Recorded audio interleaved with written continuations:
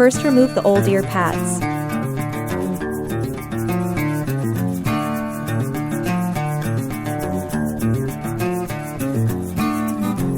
Second, slip the ear pad's edge into the ear cup gap.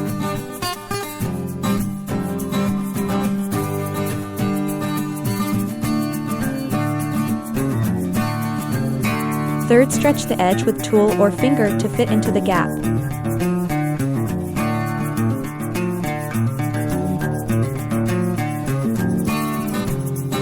Fourth, secure the edge into the gap.